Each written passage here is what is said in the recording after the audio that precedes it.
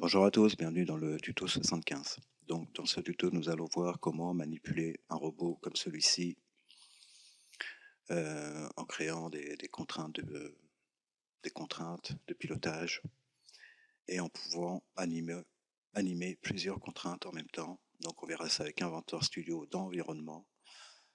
Je passerai bien sûr le robot à télécharger. Je mettrai le lien dans les commentaires. Et donc, quand vous avez le robot, c'est un fichier step. Quand vous voulez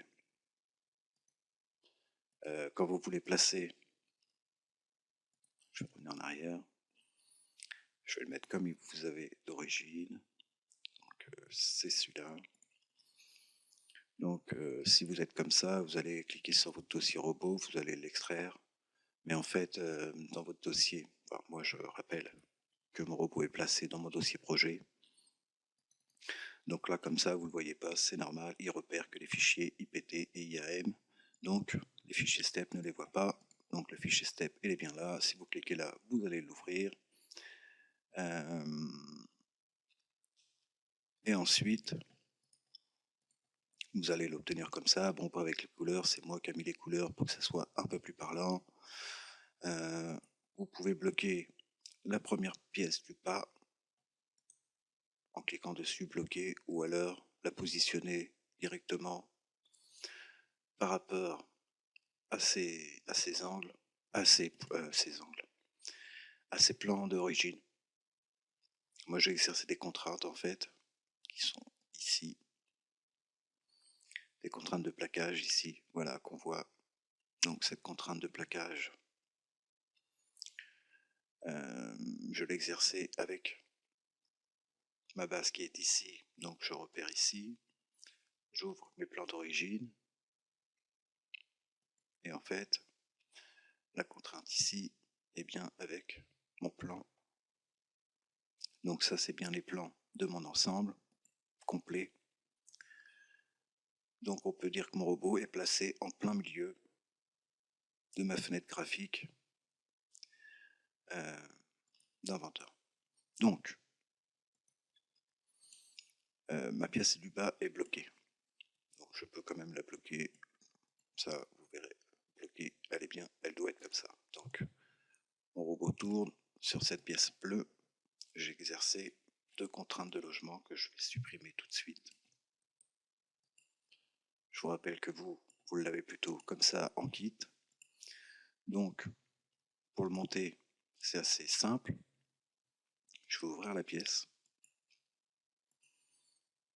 Il est comme ça. Donc, il me faudrait un plan ici, ici. Donc, d'abord, je regarde dans les plans d'origine. Ça tombe bien. Si je fais visibilité, j'ai un plan tangent à mon axe ici. Je retourne dans mon ensemble. Sur ces pièces-là, non, déjà j'ai sauté une étape. Autant pour moi. On va faire un petit retour en arrière. On va oublier l'histoire des plans. J'étais là. Je vais aller trop vite. J'ai pas fait la contrainte de logement. Donc là, pour déjà l'assembler. Donc contrainte de logement entre ce cercle-là, qui repère l'axe, ce cercle-là et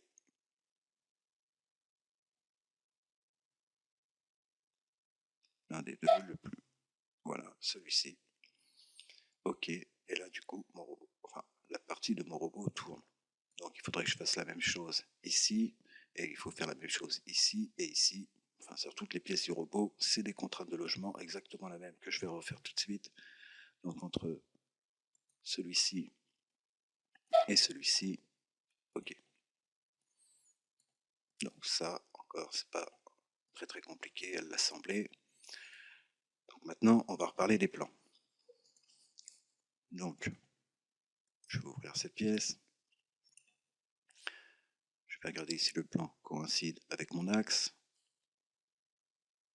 On peut dire que oui. Donc, visibilité, ok. Ma pièce bleue, et dès qu'il était comme ça, donc visibilité, il correspond bien avec mon axe. D'ailleurs, l'axe, normalement, on peut l'afficher. Il est ici. L'axe Z. OK. Donc, maintenant, je vais aller retourner dans mon ensemble. Du coup, je vois mes deux plans. Et maintenant, du coup, je vais pouvoir exercer une contrainte d'angle non dirigée entre ce plan-là et celui-ci. Donc là, il m'a mis à 0. Je vais le laisser comme ça. Donc je le repère ici, c'est l'angle 1. On fera l'angle 1 ici et l'angle 2 ici. Après, ce sera exactement pareil. On va pas faire tout le robot, sinon j'en ai pour 3/4 d'heure. Donc maintenant ça bouge plus, c'est normal, j'ai exercé une contrainte d'angle à 0 degré. Je vais la piloter et par exemple je vais lui dire de faire un demi-tour complet. C'est ce qu'il va faire, un demi-tour complet. Donc je vais mettre 180 parce que sinon ça va être trop long. On fera qu'un demi-tour. Donc ok, donc ça fonctionne. Je vais la remettre au départ quand même. Piloter, on va mettre ça au début. Ok. Donc la suivante. Donc c'est le même principe. Je reprends la pièce bleue. Ce coup-ci, on n'a pas le plan. Le plan ne va pas coïncider avec mon axe qui est ici. Donc c'est pas grave, je vais afficher l'axe. Pour afficher l'axe par le centre, ici, je vais peut-être un peu vite. Je parle par le centre d'une arête circulaire. Donc une arête circulaire. Voilà.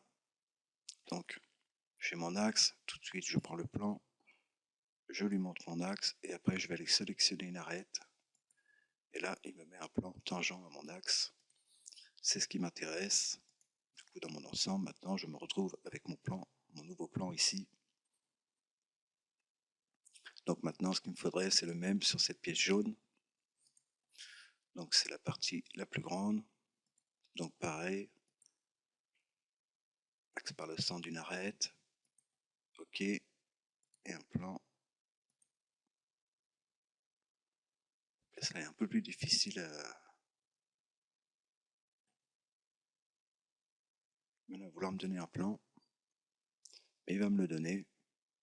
Ah. Voilà. Ok. Donc je retourne dans mon ensemble. Du coup, j'ai bien mes deux plans ici que je vais contraindre d'angle, diriger entre celui-ci et celui-ci. J'ai pris quoi là? Entre celui-ci et celui-ci, donc 0. Ok, je le repère ici, je vais le piloter. Par à 0, moins 10. C'est de l'autre côté, donc moi je suis plutôt comme ça. Je vais lui mettre moins 40. Ok. Ok. Donc, j'ai mon angle 1, mon angle 2. Donc là, on ne peut pas les piloter tous les deux en même temps. Ça ne sera pas possible. Ça sera possible que si on va dans Environnement, Inventor Studio, on crée un plan. Enfin, quand on clique ici, les fenêtres s'ouvrent, c'est notre plan de chronologique. Donc ici, je vais développer l'éditeur d'action. Je retrouve mon ensemble. Ici, je retrouve mes deux contraintes que je viens d'exercer ici. Je vais remonter un peu le robot là, comme ça. Ok, donc la première, je vais l'animer. Donc, la fin, je vais dire 180. Faire un demi-tour. Et ça va durer, par exemple, 2 secondes. Oui, on va mettre 3 secondes. 3 secondes, de 0 à 3 secondes depuis le départ. Ok. Donc on va remettre au début. Et on va voir ce que ça donne. Bon, pour le premier, c'est bon. Donc pour la deuxième,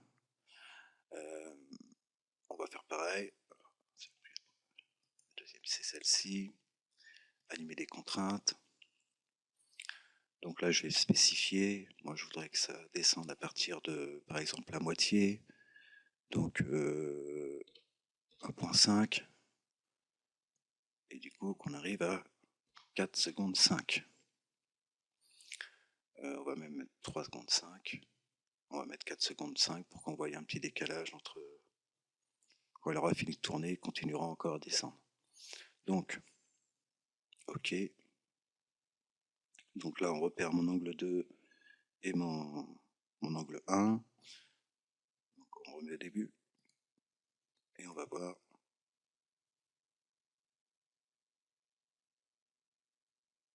Et on va voir qu'il ne s'est pas passé grand-chose. Je n'ai pas eu l'impression d'avoir la descente.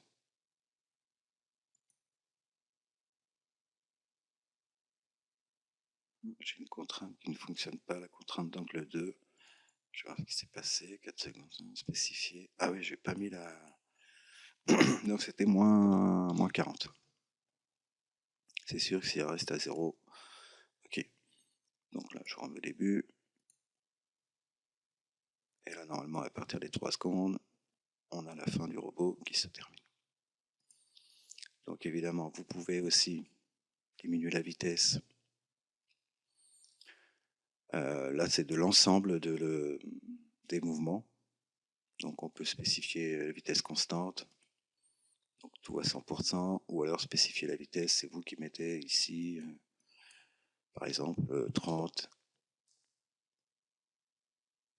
Et vous spécifiez, là par exemple, je vais mettre 40. Et du coup ici, ça sera 30. Normalement, ça passe, je pense. 30, 40, ok, on va voir ce que ça donne d'ailleurs. À vue d'œil comme ça, c'est vrai que c'est pas trop parlant.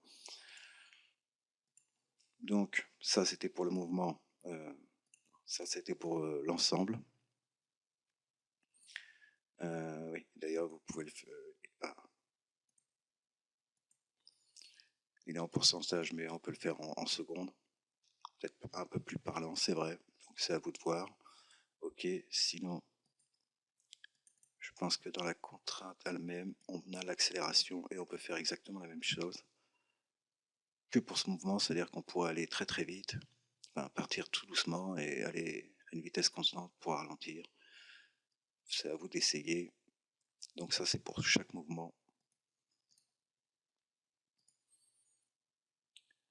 Donc là, on ne les voit pas. Chaque fois, il faut développer ici. Donc, hop, je remets au début. Ah oui, j'ai oublié de dire aussi. Là, bien sûr, c'est la durée. Par exemple, nous, c'était plutôt 4 secondes 5, normalement. Ok. Voilà, donc à chaque fois, c'est un peu chiant. Il remet tout. Il faut tout redévelopper. Donc là. Donc, je ne vais pas le faire pour tous les mouvements. Hein. Je voulais juste montrer qu'on pouvait animer 2 mouvements en même temps et gérer les accélérations, les décélérations et tout ça. Donc voilà, je voulais faire ce petit tuto. Voilà, je vous souhaite bon courage, à la prochaine et bye bye.